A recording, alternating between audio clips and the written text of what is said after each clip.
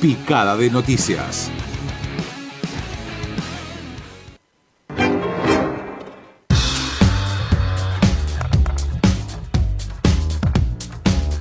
Seguimos en Pórtense Bien, lleno de ritmo. Hola, Julián. Julián, ¿cómo te va? Hola Rubén, hola Claude, hola para toda la audiencia. ¿Estamos bien con el micrófono de Julián? Sí. A ver. ¿Escucha? Sí. Perfecto. Adelante. Bueno, acá estamos para una nueva picada de noticias con lo mejor que dejó esta semana. Uh-huh. ¿Lo mejor o lo más fuerte? Lo mejor o lo más fuerte, no sé si lo mejor, claro. Lo más polémico tal vez. Uh-huh. Arrancamos con Malena Galmarini, la titular de AISA, la empresa de agua y saneamiento argentino, la esposa. La señora de Sergio Massa, el ministro de Economía, que el martes durante la conferencia que anunció la segmentación tarifaria que está planeando el gobierno, bueno, calificó o nombró, digamos, de una manera un poco distinta a este aumento de tarifa que es, digamos, hecho y derecho, es una reducción de los subsidios, pero le puso un nombre un poquito más benévolo con lo que implica. Así que si le parece, escuchamos lo que decía Malena Galmarini. Eufemismo menos. De corrido pueden contar, para que el que está viendo la tele, escuchando la radio, pueda saber cuánto le va a aumentar la tarifa de luz, la tarifa de gas y la tarifa del agua. Te corrijo, no es un aumento de tarifa, es una redistribución de subsidio. Entonces, nosotros lo que estamos haciendo en el gas, en la electricidad y en el agua, lo que estamos haciendo es redistribuir para que aquellos que tienen la posibilidad contributiva hagan mayor esfuerzo que aquellos que no. Entonces, le va a aumentar a algunos y no a otros. Bueno, esto, la señora Galmarini, hija del Pato, ¿no? que está muy bien que ella se ocupe del agua para que el padre siempre tenga donde jugar. Dice la verdad en esta. Es decir, no es un aumento de tarifas, es un aumento en la factura que va a recibir alguna parte de la población que deja de tener subsidio. El subsidio no está pegado a la tarifa. La tarifa es, por ejemplo, 10 pesos. El subsidio interviene en el medio para que esos 10 pesos no lleguen todos, sino que llegue solo una parte al consumidor final. Eso es lo que hace el subsidio, pero la tarifa es 10 pesos. Y la tarifa hoy sigue siendo 10 pesos. Eventualmente va a aumentar las tarifas porque el precio de producir gas, de producir petróleo, de producir energía eléctrica es variable y tiene que ver con circunstancias globales. Y en algún momento va a haber que acomodar porque además esas tarifas que hoy están en 10 pesos están atrasadas, así como están. Es decir, que además del tema subsidio, hay que considerar el precio de la producción, que es la tarifa. La tarifa es lo que, digamos, si uno va a la definición de tarifa, es el elemento que permite pagar los costos de producción y generar una renta que es controlada por el Estado para que no sea excesiva y demás, para el que produce. Sí, la chicana política está en que cuando esta misma implementación con distintas características pero similar al fin en la base la implementó Macri, se hablaba de tarifazo y cuando ahora la implementa el gobierno de Alberto Fernández, sí. La oposición que era el que era antes del oficialismo habla de tarifazo. Bueno, pero la oposición que es ahora, cuando estaba Macri, no hablaba de tarifazo. Exactamente, por eso Y ahí está ahora la chicana. Sí. Hablaba de corrección tarifaria. Ahora sí, pero además, digamos, Aranguren, que fue el que hizo todo el quilombo durante el gobierno Macri con el tema de tarifas, sí quería cambiar, sí intentó cambiar las tarifas y llevarla a un plano de precio internacional, la tarifa del gas particularmente. Y no lo consiguió parcialmente, pero sí se metió con la tarifa. En cambio ahora no se están metiendo con la tarifa, se están metiendo con los subsidios del Estado, para que el Estado es todo, además es todo muy precario y en el fondo maligno, porque lo único que hacemos es buscar arreglar las cuentas del Estado todo el tiempo. Y la gente que se cague. O sea, no nos fijamos en el impacto que tiene en la gente. Esto de que algunos van a pagar y otros no, bueno, es de alguna manera incorrecto también, porque hay mucha gente que no está alcanzada directamente por los subsidios, ni por el servicio. O sea, ¿cuánta gente en la Argentina, particularmente desde la provincia de Buenos Aires hacia el norte, cuánta gente no tiene servicio de suministro de gas domiciliario por redes y tiene que arreglarse de otra manera, comprando garrafa, comprando tubos o eligiendo la energía eléctrica como sistema total, tanto para cocinar como para calefaccionarse, como para calentar el agua, etcétera. Entonces, esto... O la leña directamente. O directamente otros combustibles más baratos, o la leña, que tampoco es barata. Es decir, hay toda una variedad en este asunto y se lo simplifica de una manera brutal para esconder que en realidad el gran culpable de todo es el sistema político que ha hecho del Estado el ombligo de la nación argentina. Y la gente está como alrededor del Estado, los que están más cerquita están más calentitos, y los que están más lejos tienen frío. Entonces, este es el problema que se sigue sin atacar, y que alguna vez va a haber que atacarlo. Sí, pequeña mención. De hecho, la principal promesa del ministro de Economía, Massa, para cumplir con la meta fiscal es este programa de redistribución de subsidios, digamos. Y porque tiene que reducir el déficit del Estado para que, entre otras cosas, el Tesoro siga sin... no tenga que alimentar al Banco Central y el Banco Central no tenga que alimentar al Tesoro. Digamos, cosas que en otros países funcionan naturalmente y acá no. Pero bueno, el tema es, y con esto de los subsidios no van a arreglar el déficit del Estado, digamos, van a poner una curita.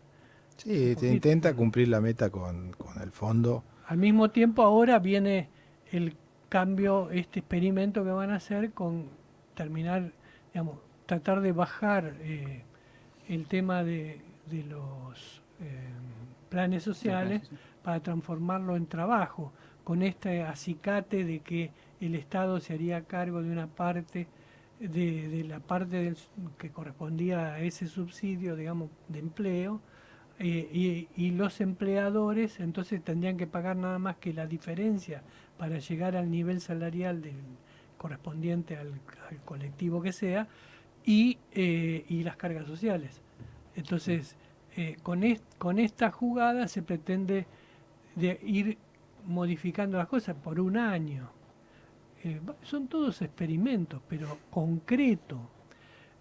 baja concreta del gasto público va a haber muy relativamente y muy poco. Igual que el congelamiento de la planta estatal, es decir, de que no ingresen más empleados, que siempre en Argentina históricamente ha sido una mentira siempre, porque se dice no va a entrar más gente al Estado y la gente sigue entrando, en vez de entrar por la puerta entra por la ventana, pero sigue entrando. Entonces esto vamos a ver cómo funciona, es todo muy precario. Bueno, tenemos un video ya. Tuvimos una semana muy complicada en Neuquén en cuanto al tránsito, por los piquetes, los cortes, las distintas organizaciones sociales. Y es un tema que venimos abordando en Pórtense Bien, que es el cansancio un poco de la gente, ¿no? De todo el tiempo tener que afrontar estos obstáculos en su tránsito por la ciudad. Y acá en Neuquén, el día miércoles y el día jueves, que fueron por ahí los más complicados, bueno, se vio claramente este cansancio popular con una mujer que intentó cruzar, seguir su circulación y se vio impedida por este conjunto de agrupaciones sociales que estaban cortando las principales arterias de la ciudad. Así que si les parece, vamos a ver este momento. Vamos.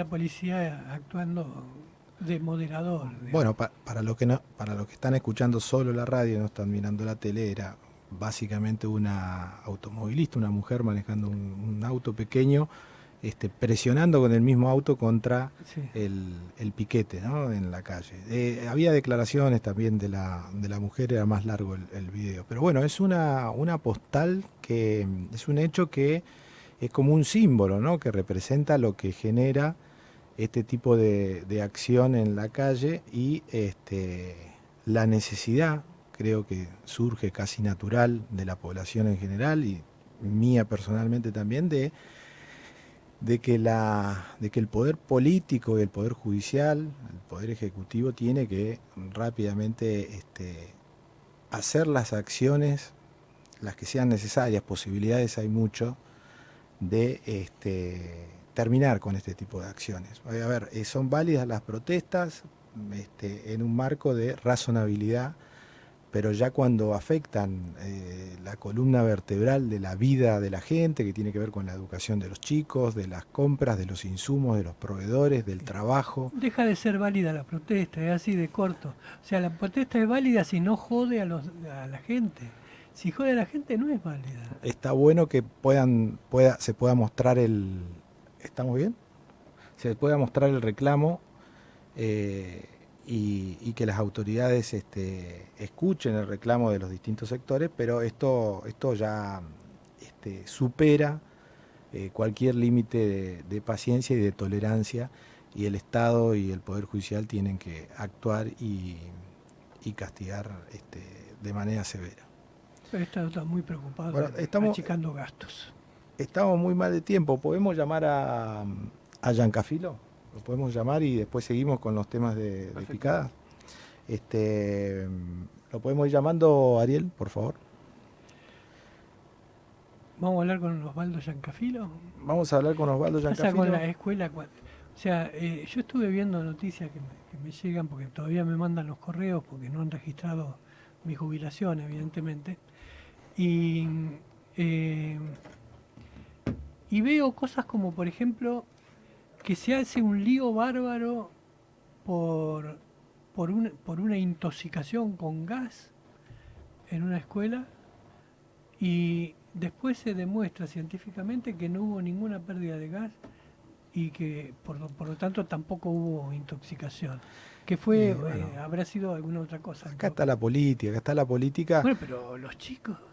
Está la política metida en las escuelas y se está jugando con la educación, que como nosotros sabemos y lo pregonamos en todos los programas, es la solución. ¿Dónde está la salida de nuestro país, de cualquier país y de cualquier sociedad? Está en una población educada, en una sociedad que tenga conocimiento y que promueva el conocimiento y que facilite el conocimiento y que dé posibilidades a los estudiantes y a los jóvenes y también a los mayores de poder capacitarse y perfeccionarse. Entonces, cuando existe, en el caso nuestro, de la ciudad de Neuquén, de la provincia de Neuquén y de la Argentina, la educación pública y gratuita, que debe ser una garantía, un derecho para los estudiantes, pero que en la realidad, en los hechos, sufre el grave problema de que siempre hay un problema que impide, por una razón o por la otra, el normal desenvolvimiento del cumplimiento del cronograma educativo, de los días de clase. Entonces ahí es donde entra a jugar la política, Rubén, donde se exageran y se ponen en escena cualquier tipo de problema edilicio menor, se lo exagera para luego sentarse en una mesa a negociar otros temas que no tienen que ver con la educación. Son contradicciones muy grandes, porque por ejemplo la industria del conocimiento fue ubicada por el ministro presidente Sergio Massa, viste que Argüello le dijo Presidente. lo ha puesto como uno de los puntos centrales para generar divisas, dólares para el país, que el país recupere la cantidad de dólares que necesita en sus reservas y demás, la industria del conocimiento. Ahora, ponemos esto como meta y al mismo tiempo tenemos las escuelas hechas pelota y la educación que no funciona. Entonces, Bueno, es una contradicción. Lo tenemos en línea, ministro Osvaldo Giancafilo. Buen día, Osvaldo, ¿cómo te va? Buen día, Claude, buen día, Rubén, y a todo el equipo de la radio y de la audiencia. Buen día. Bueno, Osvaldo, venimos, el tema educativo, vos sabés que traza siempre vertebralmente nuestro programa, porque, como recién decía, para nosotros es la clave, ¿no? Que los ciudadanos, que los jóvenes puedan acceder a su derecho, ¿no? De poder educarse y de poder aprender no solamente lo básico, sino también en todas las etapas, ¿no? De la educación de los jóvenes. En ese marco, entiendo que desde tu asunción venís trabajando, pero vemos algunas singularidades que veníamos hablando con Rubén, por ejemplo, este caso, ¿no? De temas que vemos recurrentes, de problemas menores en edificios que son tomados como prácticamente se presentan como tragedias y que después terminan siendo cuestiones que no eran ciertas, pero se hace toda una puesta en escena, se suspenden clases, se perjudican familias, niños que se tienen que educar. ¿Cómo vivís estos hechos que son de público conocimiento? Sí, tal cual, ¿no? Estaba escuchando el programa y es así, ¿no? La educación es fundamental para cualquier pueblo, ¿no? Que pretende desarrollarse, que pretende tener futuro. Y allí es donde nosotros tenemos que hacer eje en el principal protagonista. El principal protagonista no es el gobierno, no es un ministro, no es un gobernador, no es un gremio, sino que son las y los estudiantes del sistema educativo. Ese es nuestro principal objetivo y debería ser nuestro principal objetivo, ¿no? Y después de una pandemia como la que hemos vivido, la presencialidad se ha transformado en un hecho fundamental para la incorporación de conocimiento y de recuperar ese tiempo perdido, porque la verdad es que la virtualidad no reemplazó la presencialidad. Y este es un hecho concreto, palpable, que uno lo puede observar en la medida que va recorriendo el sistema educativo, ¿no? Por eso nosotros estamos en un proceso donde hemos asociado la infraestructura a lo que es el Consejo Provincial de Educación también. Entendemos que tiene que ir de la mano todo lo que tiene que ver con la pedagogía, lo curricular, y por otro lado también lo que es el mantenimiento de los edificios educativos y por otro lado la infraestructura nueva que nuestro sistema necesita. Ya estamos en un proceso de elaboración de lo que es el proyecto de presupuesto 2023. Tenemos relevado en toda la provincia la necesidad de ampliaciones de más cantidad de aulas para el ciclo lectivo del año 2023 y también la infraestructura nueva que se necesita. De hecho, vamos a estar con el gobernador este martes en Buenos Aires, firmando con el ministro Jaime Persic un convenio para la transferencia de 700 millones de pesos para la construcción de la nueva EPET número 25 en la localidad de Plotier, una localidad que ha crecido muchísimo y que necesita más infraestructura, ¿no? Como otras tantas que tiene también la provincia. Bien. Yo siempre digo, ¿no?, que prefiero fijarme más en lo que dice una persona en lo que hace, ¿no? Si lo demuestra con hechos. Hay un hecho que me llamó la atención y que por supuesto lo celebro, lo festejo, que es la entrega de notebooks a estudiantes secundarios, que veo que son miles. Realmente es un hecho singular, muy beneficioso, porque es una acción clara y concreta para que los chicos puedan tener acceso, ¿no?, a las nuevas tecnologías y puedan estudiar y puedan capacitarse debidamente. Esto también debería ir acompañado por acciones que generen una buena conectividad, sobre todo en las zonas donde no es de tan fácil acceso, para que se genere la igualdad, digamos, del acceso de las grandes ciudades con los pueblos, y todo lo que es ese círculo, ¿no?, que va uno de la mano del otro, ¿no? Sí, así es. Tenemos una matrícula de 17.198 estudiantes de cuarto y quinto año del nivel superior de secundaria, de cuarto, quinto y sexto año de escuelas técnicas, donde hay una decisión a partir de la creación de un programa que se denomina Ciudadanía Digital para la entrega de notebooks. Nos quedan solo 3.000 por adquirir ya para completar toda esa matrícula, y también hemos puesto como objetivo durante esta semana, a partir de una definición del gobernador Omar Gutiérrez, de poder también hacerlo extensivo al ciclo básico, ¿no? Primero, segundo y tercer año del nivel secundario, con lo cual estamos trabajando junto a la fiduciaria neuquina para seguir incorporando equipos digitales que nos permitan llegar a toda la provincia, y esto tiene que ver con fortalecer los trayectos escolares. Hay una lógica que cualquier joven hoy está pensando para después de terminar sus estudios secundarios, como lo es los estudios terciarios o universitarios, y ahí la notebook se transforma en un elemento fundamental.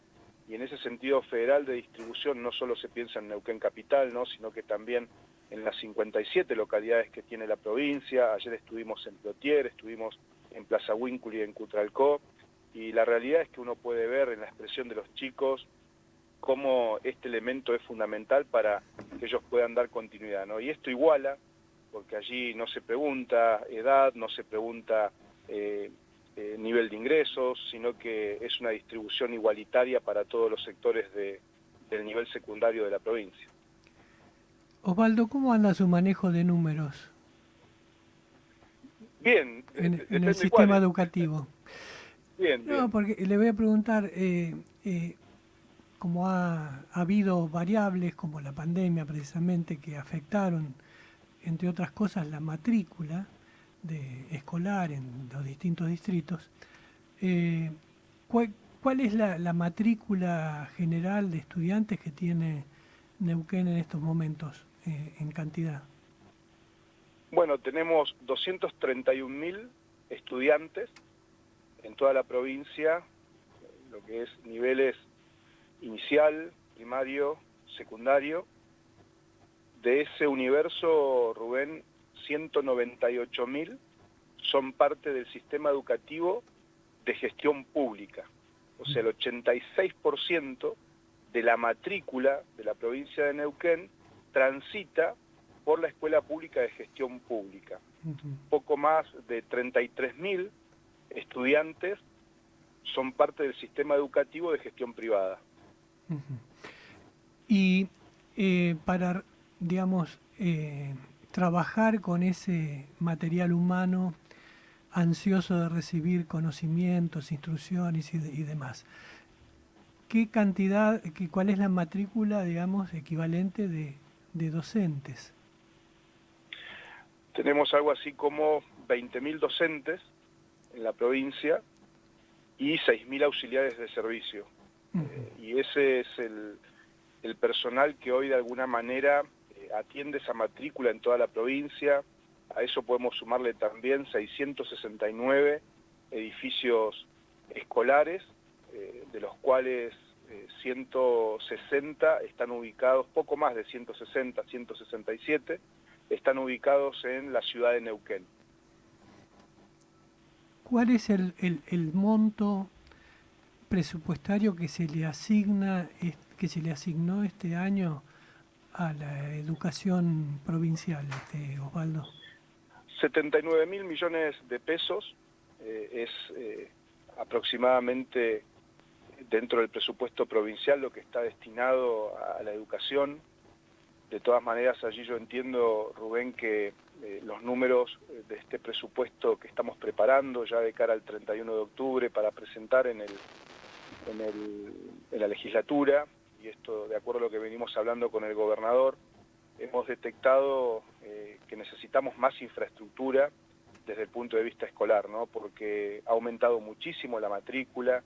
Para darte una idea, el otro día visitábamos Añelo, nos comentaban el cuerpo directivo de uno de los establecimientos que durante esa semana habían recibido 10 nuevos pedidos de inscripción para familias que venían de otras provincias.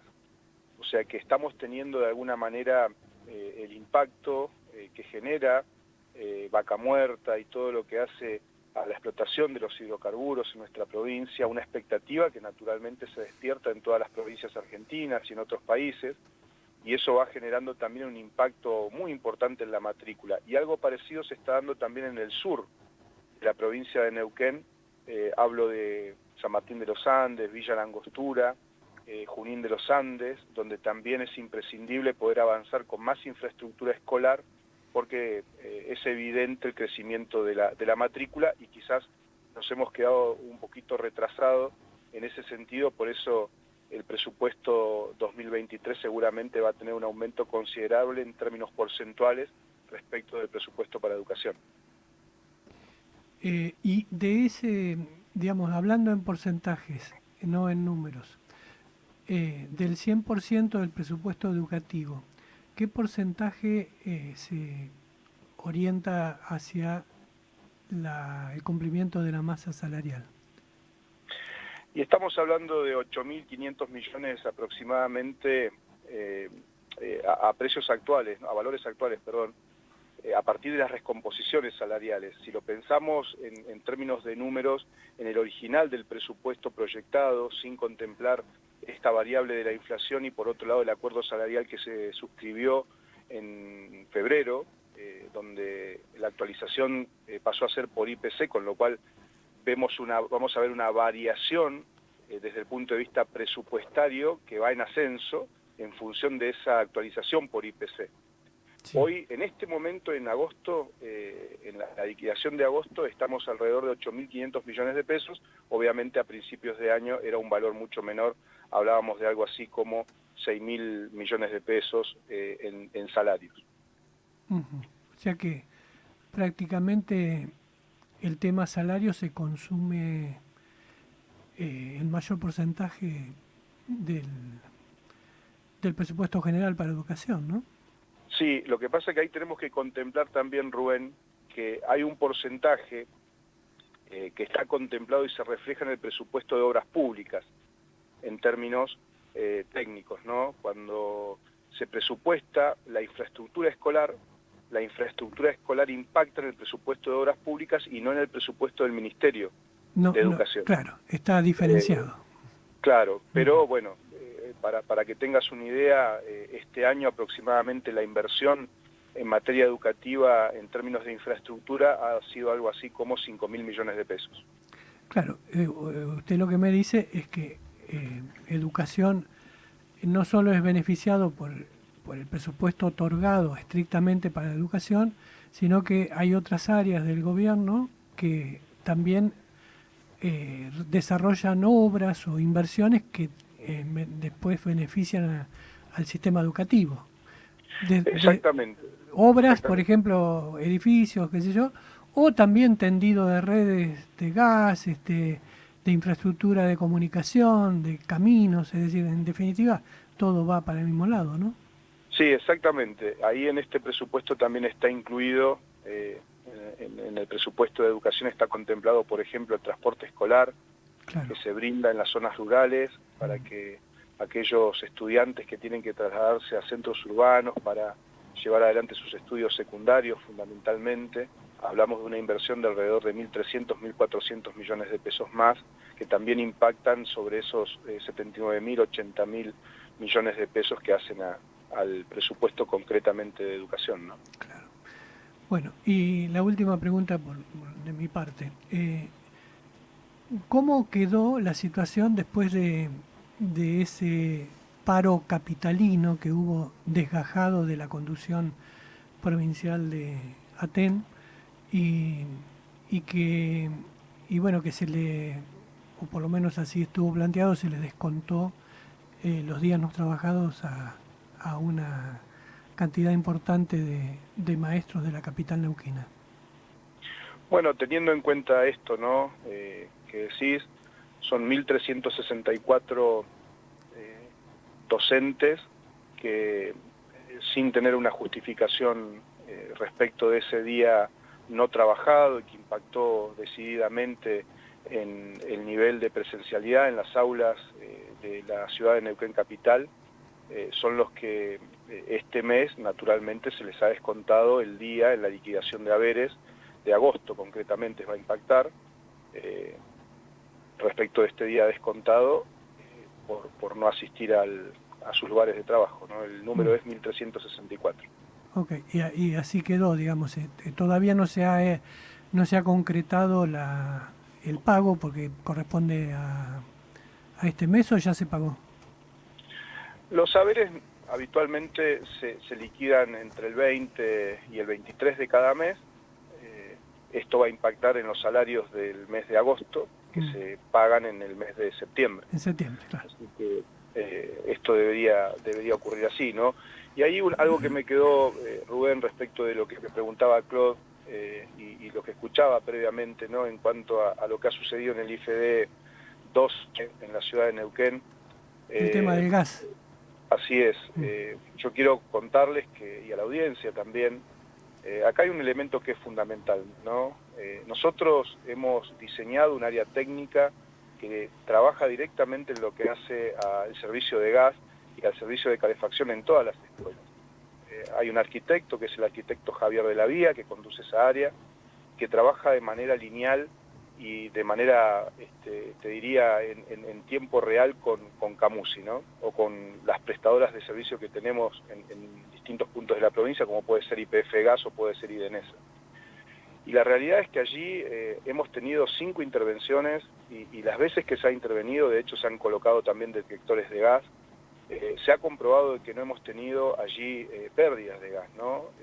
Y por otro lado también hay que decir que en la última intervención que tuvimos se hizo la solicitud de los certificados correspondientes para verificar cuál es el diagnóstico que pueden tener aquellos estudiantes respecto de esta situación. Y la realidad es que no se ha obtenido respuesta. Entonces, hay situaciones que son al menos llamativas, que se producen en 10 a 15 establecimientos de la zona confluencia, con situaciones que son recurrentes, ¿no? Nosotros no decimos que no haya problema en la infraestructura o en el mantenimiento, no, hay problemas porque estamos hablando de 669 edificios, hablamos de más de 10.000 ambientes que naturalmente todos los días hay que mantener, y en ese sentido hay a veces dificultades, ¿no? Pero también es cierto que aparecen casos que al menos son llamativos en establecimientos que siempre son los mismos. Entonces, nosotros ponemos a disposición siempre los equipos técnicos, arquitectos, ingenieros, matriculados que están trabajando fundamentalmente en un tema tan sensible como lo que es el servicio de gas, pero en el caso concreto del IFD 12, las veces que se ha intervenido se ha detectado que no ha ocurrido un hecho de estas características como que se ha salido a denunciar. Osvaldo, la última, porque ya no estamos pasados, pero veo que se discute, ¿no?, el tema salarial, a nivel mediático al menos se discute mucho el tema salarial, la protesta, el reclamo, la actualización, la inflación, lo cual obviamente es un tema importante y justo que así sea. También se discute sobre infraestructura, el problema de gas, de agua, de los problemas edilicios que están siempre, digamos, en discusión, pero la gente en general y también desde el periodismo no se observa una discusión por los contenidos, que en definitiva, como vos bien decís, el interés superior es de la protección del niño, de que realmente acceda al derecho de la educación. No se ve esa discusión, no se ve a los maestros ni tampoco se ve al gobierno preocupado por discutir sobre la actualización de la currícula, sobre el acceso a los nuevos contenidos que tienen que ver con, por ejemplo, la robótica o las redes sociales o los nuevos oficios, el medio ambiente, todas las temáticas que hoy están teniendo mucho protagonismo y que de repente no están actualizadas las currículas y no se tratan. Sí, es tal cual lo decís, ¿no? Hay un elemento ahí importante, Claude, para tener en cuenta. Primero, yo he comprobado que la inmensa mayoría, te diría más del 95% del plantel docente y de auxiliares de servicio del sistema educativo tienen la predisposición de cumplir con su tarea y la llevan adelante. Nosotros tenemos este año un nivel de presencialidad del 93% en las escuelas neuquinas. Más allá de eso que se muestra muchas veces, que es aquel edificio que tiene problemas, sobre los 669 edificios escolares que tiene la provincia, las más de 780 locaciones, o sea, porque hablamos de que hay también establecimientos educativos que funcionan 2 en un mismo edificio escolar en contraturno o el vespertino, Y eso de alguna manera pone en evidencia que ese 93% de impacto en la presencialidad de la provincia en términos positivos, evidencia claramente que hay un trabajo que se hace diariamente en toda la provincia. Pasa que muchas veces es más noticia aquel edificio que no está funcionando que aquellos más de 600 que sí están funcionando. Y por otro lado, también en lo que hace a esto que vos decías, ¿no? Nosotros el año que viene estamos en condiciones de implementar el nuevo diseño curricular de secundaria, ¿no? Para que ustedes tengan una idea, el antiguo o el que se viene utilizando hasta aquí, el diseño curricular de secundaria, contempla teología en sus orígenes y mecanografía. Estas materias ya no van a existir más en nuestra currícula y se avanza sobre, obviamente, cuestiones más importantes como lo son la informática, lo son la computación, elementos que hacen naturalmente a un mundo globalizado como en el que hoy vivimos. Y por otro lado también estamos trabajando con Ruth Flush, con la presidenta del Consejo Provincial de Educación y los equipos, en un proyecto que tiene que ver con el nuevo diseño curricular de primaria. En el nuevo diseño curricular de primaria nosotros estamos proponiendo, insisto, esto lo estamos trabajando en un diagnóstico como primera etapa, luego se avanza sobre lo que es el proyecto del nuevo diseño curricular, en lo que hace la poder incorporar, ¿por qué no?, al nivel primario, idioma y, ¿por qué no?, informática y computación. Hoy, si bien tenemos maestros de educación digital, la realidad es que hay que acompañar la currícula justamente con estas dos incorporaciones a las que estoy haciendo mención. Entonces, es cierto, hay que pensar no solo en la infraestructura, sino también en la calidad educativa, porque esta también es una demanda de la sociedad neuquina. Osvaldo, muchas gracias, estamos en contacto permanente. Gracias a ustedes, Rubén, Claude, buen día a la audiencia. Bueno, el ministro Osvaldo Giancafilo, opinando un poco de todo. Julián, ¿terminamos entonces con la picada? ¿Tenemos algún tema más pendiente que nos quedó o ya eran esos dos? Pequeña mención, la Municipalidad de Neuquén denunció penalmente, en propias palabras del intendente Mariano Gaido, a las organizaciones que cortaron la ciudad. Así que bueno, también es un gesto político desde el gobierno, en este caso, no solo en cuanto a declaraciones, sino también bueno, un posicionamiento claro con respecto a este tipo de prácticas que interrumpen y parten el tránsito de la ciudad de Neuquén. Es la hora 11:04.